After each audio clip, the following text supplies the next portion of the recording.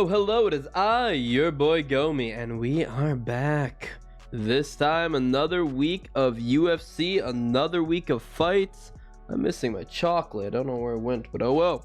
Yes, we are back. UFC Mexico City. I sneezed. But yes, this is going to be another fight night, but finally, it's a fight night where we're traveling. I'm going to keep going on my parade and my tyrants of how much I hate the UFC Apex, because putting on this fight in Mexico City makes them put some effort. We have to get the good Mexican fighters, we have to get them on the card, and we have to make things nice. While opposed to next week, oh boy, next week is Shamil Gaziev is headlining the card against, regardless, let's get into some good fights. So breaking into it, our first fight of the night is going to be Eric Silva versus Muhammad Naimov. This is not a fight I put a ton of effort and ton of knowledge into, but it is one that I think is going to be a little bit difficult to really tell. The main thing is I'm going to be leaning towards is Naimov hitting hard, and the fact that he trains at elevation. Elevation is going to be the word of the choice tonight because it is at elevation, and God, I hate it when they go elevation, because fights that you think should go a certain way just frickin' don't. Especially when fighters, they don't fight, like they don't properly fight at elevation. They don't properly train at elevation. Like, I get it. You're like, oh, I'm gonna go out like a week out or something like that, and then I'll be acclimated. No, you should be a month out. You should be a month out, because the elevation will be something that will screw with your cardio. Merab Dvalishvili gassed out at elevation. You will gas at elevation if you don't train at elevation. So that's why I'm going Muhammad Naimov, and I'm going to be taking him KO. I think he's going to be able to find Silva's chin in a late finish. I think all the finishes that happen in this card are going to be late, except for one. Victor Ultramariano versus Felipe dos Santos. So I like Felipe dos Santos in this matchup. I don't like the line for him. The main reason is because people are overvaluing his fight against Manel Kape. Yes, he took on a top-ranked flyweight on super short notice, but we're also overvaluing Manel Kape. People are really loving Manel Kape and thinking he's a big killer and stuff like that just because he told Izzy to sit down at a press conference. I'm going to keep saying that because that's like when I ask people, why do you like Manel Kape? And they don't say, oh, because he has a very high finish rate. Or, oh, because he could fire. Say, oh, dude, did you hear him talking shit to Izzy? He's not scared of anyone. That doesn't matter. Felipe dos Santos fought him to a decision, and he should have been finished. I thought he was going to get finished, but he didn't. So that does tell me Felipe dos Santos is pretty good, and Victor Ultramariano is not... He's not all that, but he's not bad, per se. His last loss, he didn't look the best in, but that was against Tim Elliott. Tim Elliott's not bad at all. So I think Felipe dos Santos will win this fight. But the thing is about Ultramariano is he is tanky. He is tanky. He's never been knocked out, and he's been submitted once. I think Felipe dos Santos will win this fight, but I'm going to be leaning towards decision. But elevation. I'm guarantee you Felipe dos Santos, being an Oliveira, doesn't train elevation. I don't need to say that. He fights from Shuto box. So there's a chance he might gas out, which is scary. Luis Rodriguez versus Denise Bondar. This fight sucks. Oh.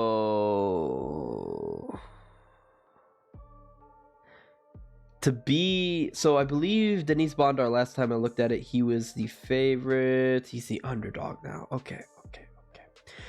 I'm gonna pick Denise Bondar, but this is definitely going to be one of those fights where I'm like, God, why did I pick him? Denise Bondar is not all that. Luis Rodriguez, though, is pretty decent, and he is going to have the cardio advantage fighting at elevation, training at elevation, but being his debut, Denise Bondar will still at least have experience, and I think Denise Bondar is the better grappler overall. So, man, it's a hard one. It's a real hard one. They also have the reach advantage for Denise Bondar, so I'm going to take him by decision, but this might be one of those moments where I just slap myself in the face and say, why'd I do that?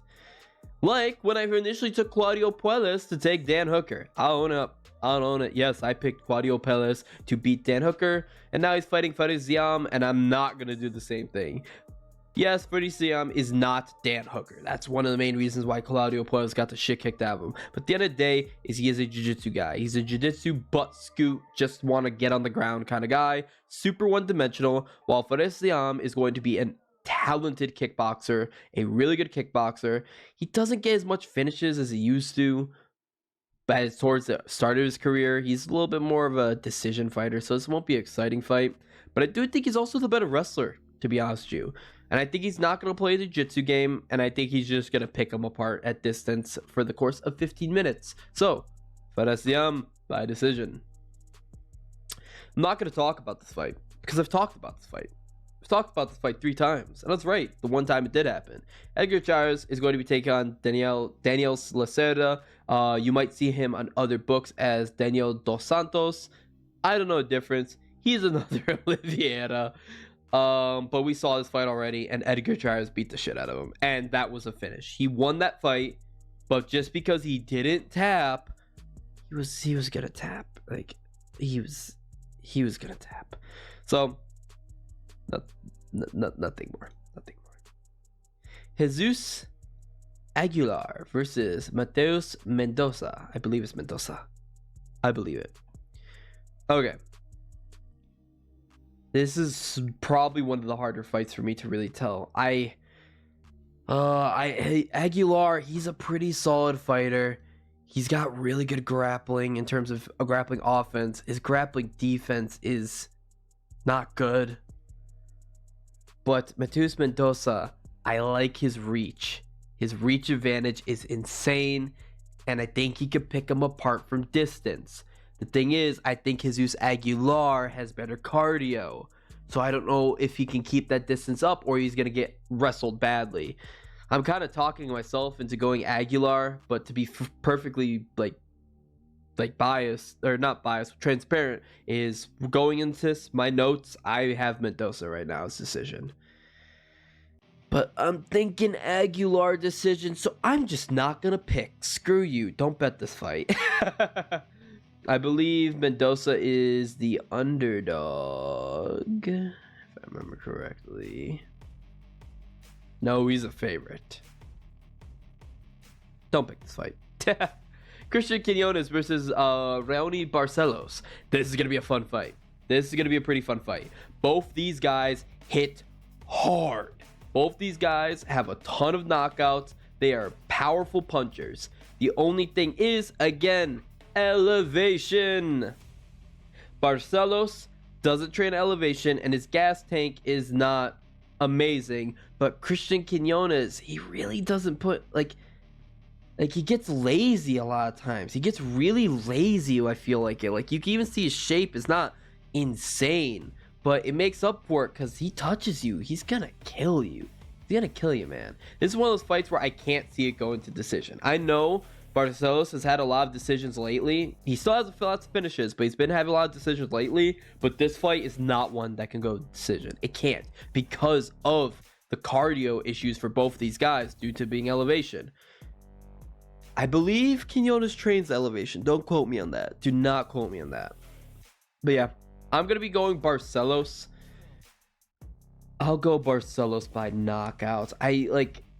I'm going to say it's going to be a late knockout. I'm going to go round 3 TKO because I feel it's going to go into the deeper waters. It's going to be a sloppy slugfest, but I feel it's going to be a fun one. So, Manuel Torres versus Chris Duncan opening up the main card. This is one of the better fights of the night. This is a good freaking fight. Manuel Torres has been to pass the first round once.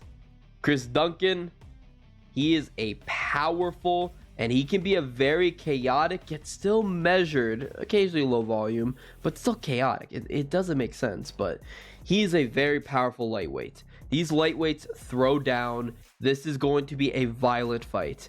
How I feel it's going to go is I feel Chris Duncan is going to sort of starve off the storm of Manuel Torres because he is very cerebral with his striking. He is very intelligent, and he's really good at picking shots. Manuel Torres, look at that. Look at those strikes landed per minute. Oh my god. He just is a little too crazy. He's a little too wild. And in Duncan, I feel, will slow things down, maybe push him up against the fence, land some shots, have some good maneuverability. And I feel he's going to be able to catch him later on. And then early on. And then by second round, finish him. So I'm going to go Chris Duncan by KO. But this is a hard fight to guess. Yasmin. I can never pronounce her name. I've heard it. I can't say it. Yasmin versus Sam Hughes. Yasmin is a good prospect in the women's strawweight division. She is actually a finisher. Sorry to say, but there's not a lot of finishes in women's MMA, especially in the women's strawweight division. Zhang Weili is one of the only ones I can really think of that's actually going out there finishing people ever since Rose kind of stopped doing that. So, Yasmin Agular hits hard. She's got good power. She's got a lot of knockouts to her name. But Sam Hughes is pretty tanky. I don't believe she's ever been knocked out. She's been knocked out once. For the most part, she's going the distance. She is going the distance. The one time she was knocked out, I believe, was a corner stoppage or doctor stoppage. She's tanky, and I feel Yasmin's going to be able to find the chin, do some damage, or really put the pressure on her. But I don't think she'll knock her out. I definitely think Yasmin's going to bounce back after that loss. I'm going to take her by decision. That's a hard one, though. That's a hard one. Because, again, elevation. But Sam Hughes has never been someone to struggle with cardio. So, yeah, give me Yasmin by decision. Raul Rosas Jr. versus Ricky Trucios. Can never pronounce his name either. Rosas Jr. is a solid fighter. I had the pleasure of seeing him in Miami, and I actually saw him in person. He ended up losing the fight, but it was to a good guy. Like, that's a loss that's been aging very well. I definitely think he'll be able to take out Ricky. Rosas Jr., he is good. He's a really good grappler, and he knocked out, who was it that he knocked out in his last fight? I don't even remember, but it was a crazy knockout. I took the goddamn guy by submission. He said, nope, I'm going to knock you out. It was Terrence Mitchell. He's got some good power. And he is so fit for an 18-year-old or 19-year-old or wherever he is. He's so in shape. Ricky, he is pretty solid. And he's really wild and crazy on the ground. I can't see Rosas submitting him. And he's really, really tanky. I can't see Rosas knocking him out. There's a chance, but that boy's taking some shots. I'm going to take Rosas by decision. Hard one, but I'll take it. Danielle Zellhuber versus Francisco Prado. This is probably one of the better fights of the night. This is going to be a fun one. First off, Danielle Zellhuber. Look at that reach advantage. Look at it. 8 inches. Do you know what you can do with 8 inches? Oh, you should know by now what you can do with 8 inches. And I think he's going to be using those 8 inches all over Francisco Prado. But I think Prado's going to constantly be moving forward. He's not going to be deterred. He's going to be constantly moving forward. And I think he's actually going to catch him early. I think he's going to catch Danielle Zellhuber early. And I'll be like, oh no. He's going to knock him out. Oh no. But then I think that Huber is going to find his distance. He's going to start managing his shots. And he's just going to be launching some good old jabs to the face, some good kicks. I love his kicks. I definitely think this is going to be a really good fight. And I'm going to be taking Danielle Zellhuber by decision. But that is a hard-fought decision. Make no mistake, if this goes, if this is a finish, I wouldn't be surprised. But, oof, it's scary on both guys. Francisco Prado has that power, but I'm going to be betting on the technical striking skills of Zellhuber. And now, I have graphics, not for you, for you. We're going to the co-main event of the evening. Yair Rodriguez going to be taking on Brian Ortega. Featherweight bout. Yair Rodriguez can be 31 years of age, 16 wins, 4 losses, 6 knockouts, 4 submissions, 5'11" in terms of height, orthodox stance, 71-inch reach advantage, a 0.73 takedown average, a 51.68% significant strike accuracy at a -180 favorite. Significant wins over Josh Emmett, Jeremy Stevens, TKZ, and Alex Caceres. Yair Rodriguez has done a real big 180 in my eyes. He's fighting now. He's looking good doing it. He's very effective. Yes, he's coming off a loss. He did lose his title shot. but he's a solid fighter, man. He's been showing improvements. Volkanovski was just too good and a bad stylistic matchup for Yair Rodriguez. But before that, he beat the shit out of Josh Emmett. Before that, he had a very, very competitive fight with Max Holloway. I think Yair Rodriguez is a good fighter, and we saw this fight before. This is a rematch. Lots of rematches. We saw this fight against Brian Ortega. Brian Ortega being 32 years of age, 15 wins, 3 losses, 3 knockouts, 7 submissions, 5'8" in terms of height, switch stance, 69-inch reach disadvantage, a 0.95 takedown average, a 40.08% significant strike accuracy, a plus 150 underdog with significant wins over TKZ once again, Frankie Edgar, Cub Swanson, and Renato Moicano. I just can't trust T-City, man. Too inactive. Coming, yes, he had an injury, coming after a shoulder injury, but here's something we need to look at, guys.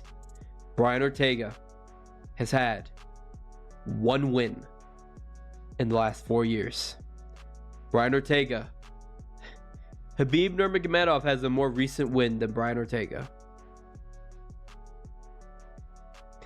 We don't know what's gonna be, what he's gonna show up, and from what we've seen from the last fight, Ortega was doing decent, but Yair was getting the better. I don't count that fight. That's why I don't put significant wins for Yair Rodriguez, because his shoulders broke. But what happens if it happens again? He always has shoulder problems. But the main thing I'm concerned about is Yair has leveled up, Ortega's been stagnant. I'm shocked at the odds at minus 180 for Yair. I think they're going down too. I think he's minus 155. He's minus 155. Money's coming in on Ortega. Bet my house on Yair. Yair is a high confidence pick. I should be seeing in the minus 200s. He's going to be able to pick him apart from distance with kicks. Brian Ortega has never been a very good wrestler, so he's not going to be able to take him down or hold him down like Alexander Volkanovski was. His speed isn't on the level of Volkanovski, because Volkanovski uses speed to pick apart Yair. Yair is going to be the faster guy, better kicker, and he's been really improving on his jiu-jitsu game. I think he's going to beat him up from pillar to post. I don't think it's going to be a finish because Ortega is still tanky. The only way I can see it being a finish is by a freak injury, like his shoulder. He always struggles with that shoulder. That worries me. That's why I wouldn't be taking any like KO, knockout, distance props, because if it's if it's Brian Ortega and he's not hurt, he's fully healthy, it's going to go the distance, but it's going to be a beatdown for Yair, beating down Brian Ortega, and I think he's going to confidently win a decision. Another thing that's worrying is this is a 5-round fight. Again, there's a chance for Yair to get a finish by knockout, but also I don't want to count you knocking out Brian Ortega. I never want to take anybody to knock out Brian Ortega. Did you see what Volkanovski did to him? What Holloway did to him? He's been knocked out twice, and the one is the Yair one where his shoulder broke. That's not a knockout, it's a shoulder injury. The other one is the doctor had to stop the fight because Ortega was like, I could still fight. I didn't hear no bell after Max Holloway put down one of the most vicious beatdowns I've ever freaking seen. So, give me Yair Rodriguez by a not confident decision. Well, confident he's going to win, but not confident that he'll be a decision. And finally, we're going to the main event of the evening. Brandon Moreno is going to be taking on Brandon Royval, the Battle of the Brandons. This is going to be a flyweight bout. Brandon Moreno, 30 years of age, 21. Wow, he's young. I'm almost his age. Oh my God. He's going to be 21 wins, 7 losses, 5 knockouts, 11 submissions, 5'7" in terms of height. Orthodox stance, 70-inch reach advantage. How does he always have the reach advantage despite not having the height advantage? He's going to be 173 takedown average. He has a 49.92% significant strike accuracy, minus 260 favorite. Significant wins over Davidson Figueiredo ×2, Kai Kara-France ×2, and the guy facing him, Brandon Royval. Brandon Royval is going to be 31 years of age. He's going to be 15 wins, 7 losses. He's going to have 4 knockouts, 9 submissions, 5'9" in terms of height, Southpaw stance, 68-inch reach, disadvantage, a 0.43 takedown average, a 57.51% significant strike accuracy, plus 210 underdog. Significance over Matias Nicolau, Matt Schnell, Kai Kara France, poor Kai Kara France, and Tim Elliott. He's good. He's really good. But Moreno, he's just a little bit better.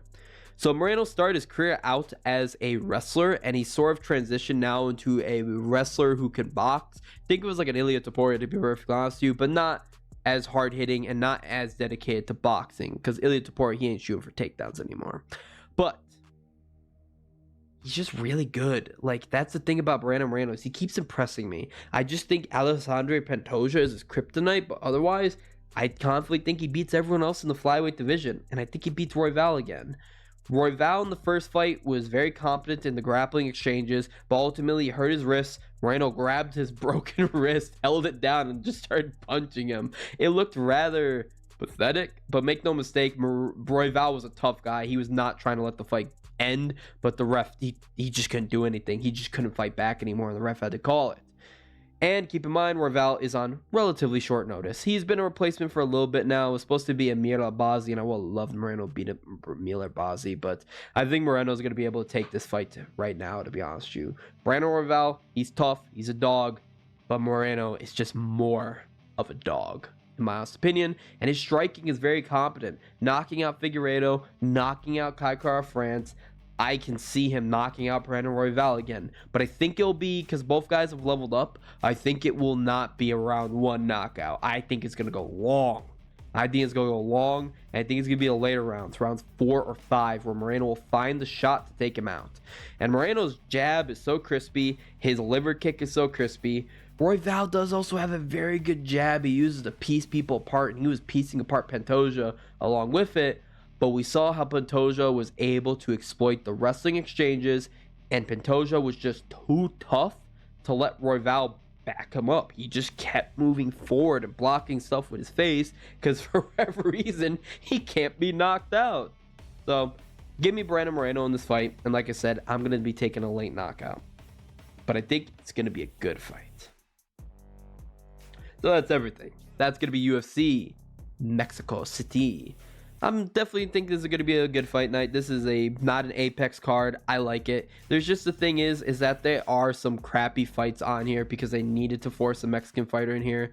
Like the Ultram and Dos Santos fight, I don't give a damn about it. The Bondar Rodriguez fight's probably not going to be good. Puelles versus Ziam is probably going to be boring. Charr versus Lacerda does not need to happen. And Jesus Aguilar versus Mendoza, But then you have fights like Kinona Barcelos, Duncan Torres, Rosas Jr.